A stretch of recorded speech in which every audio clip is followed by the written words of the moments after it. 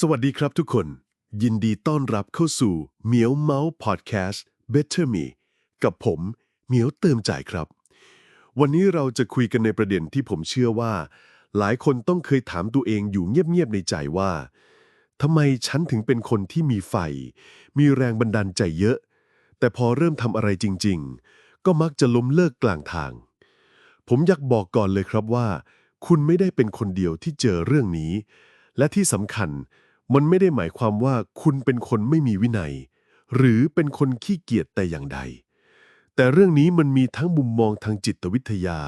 พฤติกรรมของสมองและสิ่งแวดล้อมรอบตัวที่ซ่อนอยู่เบื้องหลังมากมายลองคิดดูนะครับคุณเองคงเคยมีคืนหนึ่งที่นั่งคิดกับตัวเองแล้วรู้สึกฮึกเหิมขึ้นมาอย่างไม่มีเหตุผลคุณอาจจะนั่งจดลิสต์แผนการใหม่ๆจะออกกำลังกายจะอ่านหนังสือวันละ50หน้าจะเริ่มเก็บเงินจะลองทำธุรกิจหรือจะเลิกพฤติกรรมแย่ๆบางอย่างที่ติดตัวมานานตอนนั้นหัวใจมันเต้นแรงมากรู้สึกเหมือนเราเป็นคนใหม่ไปแล้วแค่คิดก็ขนลุกตื่นเต้นแต่พอรุ่งเช้ามาไฟที่แรงเมื่อคืนกลับหายไปหมดกดเลื่อนนาฬิกาปลุกจนสายแผนที่เขียนไว้เมื่อวานถูกพับเก็บไว้ในสมุดเหมือนเดิมไม่มีอะไรเริ่มจริงจังหรือถ้าเริ่มก็อยู่ได้ไม่นานสุดท้ายก็กลายเป็นอีกหนึ่งครั้งที่เราทำไม่สำเร็จและความผิดหวังนั้นก็ตอกย้ำตัวเองว่าเห็นไหมฉันก็เป็นแบบนี้ตลอด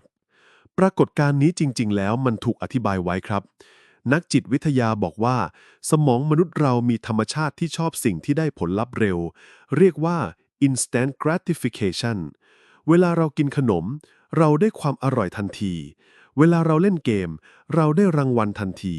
สมองจะหลั่งสารโดพามีนทำให้เรามีความสุข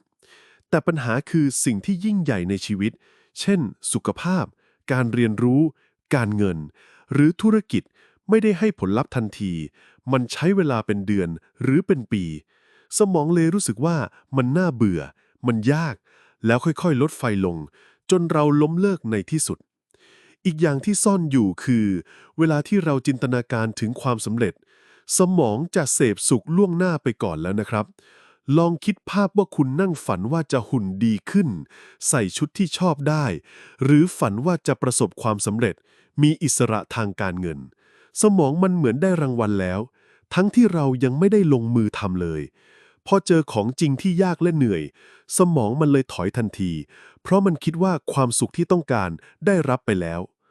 ผมอยากเล่าเรื่องของเพื่อนผมคนหนึ่งชื่อพี่ตูนครับเขาเป็นกราฟิกดีไซเนอร์ที่ผมเห็นเลยว่าเป็นคนมีไฟแรงทุกครั้งที่ได้ยินอะไรใหม่ๆเขาเคยบอกว่าจะเปิดร้านกาแฟเคยบอกว่าจะทำเพจรีวิวหนังเคยพูดว่าจะสอนออนไลน์และทุกครั้งเขาก็เริ่มทำจริงๆแต่ไม่มีครั้งไหนที่อยู่ได้นานเกิน3 เดือนจนวันหนึ่งเขาพูดกับผมว่ากูเบื่อว่ะที่เป็นได้แค่คนเริ่มต้นแต่ไม่เคยเป็นคนสานต่อคำพูดนั้นมันเหมือนกระจกสะท้อนเลยครับเพราะผมเชื่อว่าหลายๆคนก็คงเคยรู้สึกแบบนั้นสิ่งที่เปลี่ยนพี่ตูนได้จริงๆไม่ใช่แรงบันดาลใจใหม่ๆแต่คือการสร้างระบบเล็กๆเขาตั้งกฎกับตัวเองว่า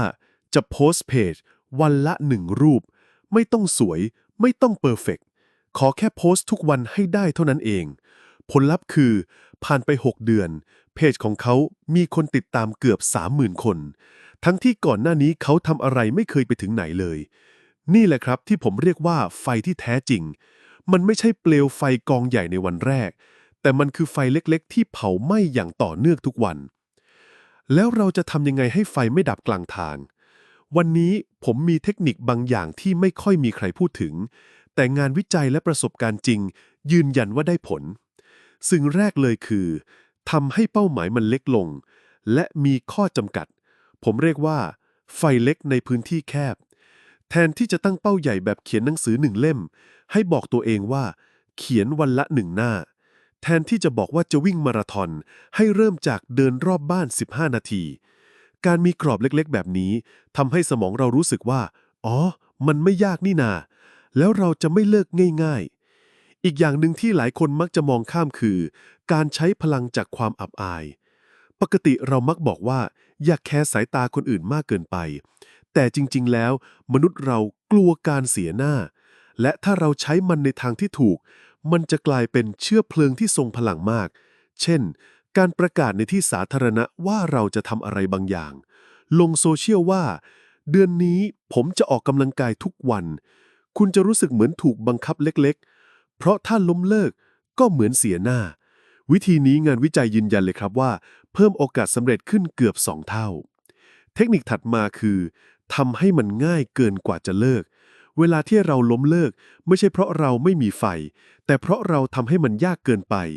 ลองออกแบบสิ่งแวดล้อมให้มันง่ายเช่น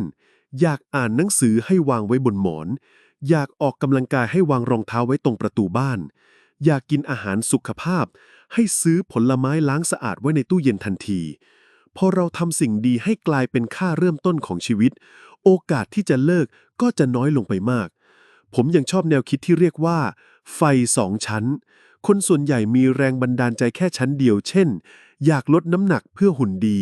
แต่พอเหนื่อยก็เลิกง่ายแต่ถ้าเราลงลึกอีกชั้นหนึ่งเช่นลดน้ำหนักเพื่อสุขภาพแข็งแรงและเพื่ออยู่ดูแลพ่อแม่ไปนานๆเหตุผลที่ลึกแบบนี้มันจะคอยดึงเรากลับมาเสมอแม้วันที่ท้อและที่ขาดไม่ได้เลยคือการทำให้มันเป็นเกมชีวิตที่ซีเรียสเกินไปทำให้ไฟมอดเร็วลองใส่ความสนุกลงไปเช่น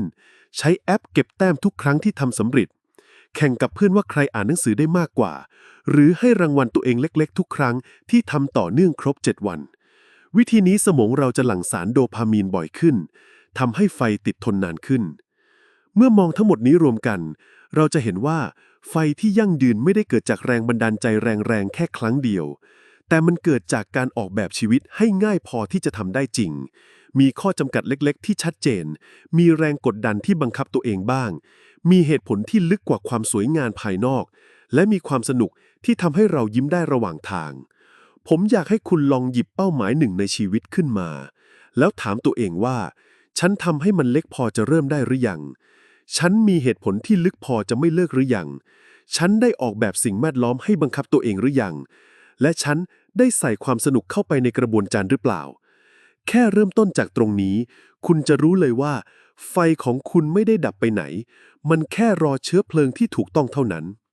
แล้วอย่าลืมนะครับทุกครั้งที่คุณล้มเลิกคุณไม่ได้กลับไปเริ่มจากศูนย์แต่คุณเริ่มจากจุดที่มีประสบการณ์มากขึ้นความผิดพลาดและการล้มเหลวที่ผ่านมามันคือบทเรียนที่ทำให้คุณเข้าใจตัวเองมากขึ้นและนั่นแหละครับคือสิ่งที่จะทำให้คุณก้าวต่อไปได้อย่างมั่นคงกว่าเดิมเหมือนที่อริสโตเติลเคยพูดไว้ว่าเราคือสิ่งที่เราทำซ้ำๆความเป็นเลิศจึงไม่ใช่การกระทำแต่เป็นนิสัยถ้าคุณอยากเปลี่ยนจากคนที่มีไฟแล้วมอดมาเป็นคนที่มีไฟและยืนหยัดคุณต้องสร้างนิสัยเล็กๆให้ต่อเนื่องทุกวันผมเชื่อครับว่าไฟที่แท้จริงไม่ใช่ไฟที่แรงที่สุดในวันแรกแต่คือไฟที่เราเฝ้าบ่มเพาะทุกวันจนไม่มอดถ้าวันนี้สิ่งที่เราได้คุยกันช่วยจุดไฟเล็กๆในใจคุณได้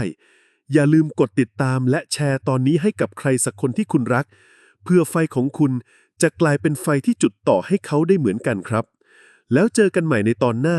กับเรื่องราวดีๆที่จะทำให้ชีวิตเราดีขึ้นอีก1 ก้าวนะครับนี่คือรายการเหมียวเมาส์พอดแคสต์ Better Me ผมเหมียวเติมใจขอตัวลาไปก่อนครับ